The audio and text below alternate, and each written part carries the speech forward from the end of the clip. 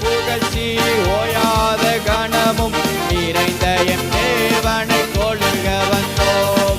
ஓயாத புகழ்ச்சி ஓயாத கணமும் நிறைந்த என் தேவனை தொழுக வந்தோம்.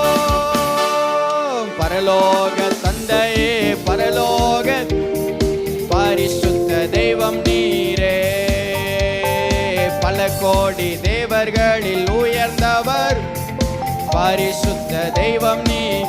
சொல்லும் அப்பத்தை கேட்டா கல்ல கொடுப்பானா, மீன கேட்டா பாம்பை கொடுப்பானா, முட்டைய கேட்டா தேளை கொடுப்பானா.